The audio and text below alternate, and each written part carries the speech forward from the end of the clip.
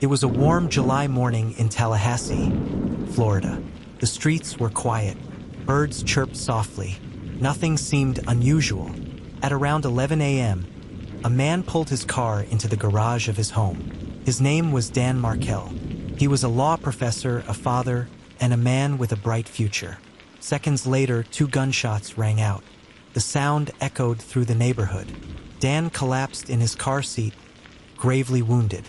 Neighbors rushed outside, confused and terrified. Who would want to kill a respected professor in broad daylight in a quiet suburban neighborhood? At first, police thought it was a random act, a robbery gone wrong. But very quickly, they realized it was something far darker. Dan Markel was not just a teacher.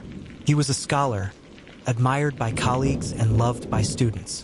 Born in Toronto, he had studied at Harvard and worked his way into a prestigious career at Florida State University.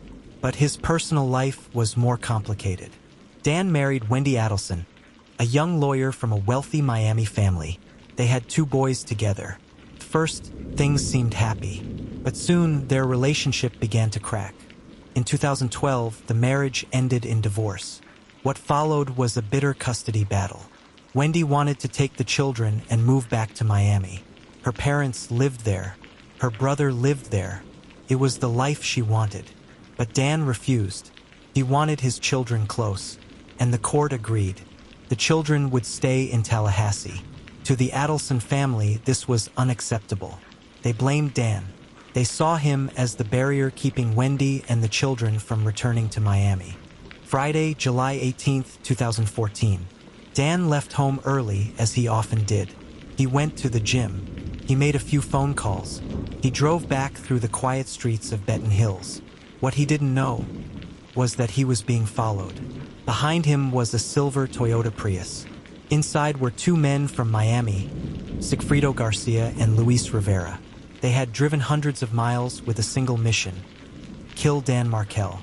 As Dan pulled into his driveway, the Prius rolled in behind him. The garage door closed. Dan was trapped. In seconds, Garcia stepped out. He raised his gun. 2 shots fired into Dan's head. The killers fled. They drove away calmly, almost casually.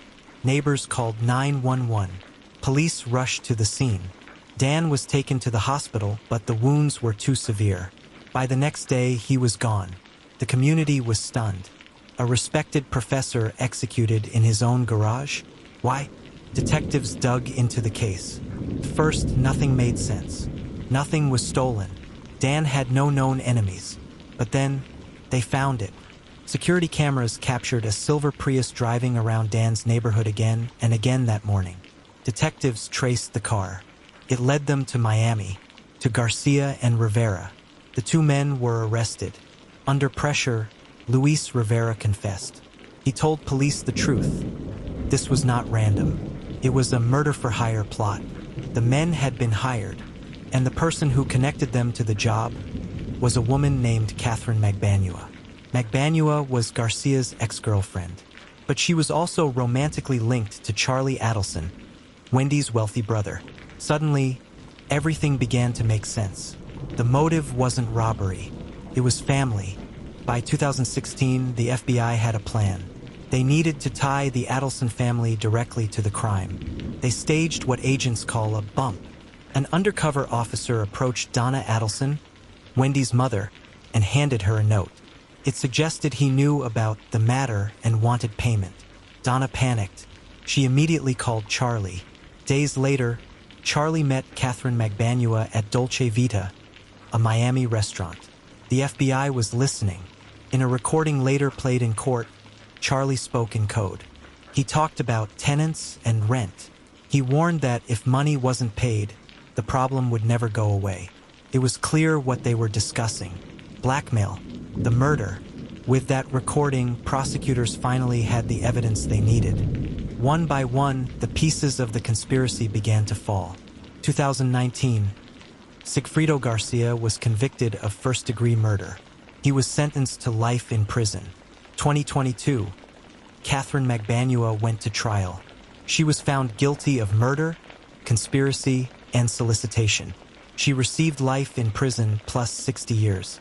2023, Charlie Adelson faced his day in court. After a dramatic trial, a jury found him guilty too. He was sentenced to life in prison. And then came the biggest twist of all, Donna Adelson herself. Just days after Charlie's guilty verdict, Donna tried to run. She bought a one-way ticket to Vietnam, a country with no extradition treaty with the US. But agents caught her at the airport, just steps from the plane. In September of 2025, Donna Adelson finally stood trial. She was 75 years old, a grandmother, a woman who had lived in wealth and comfort her entire life.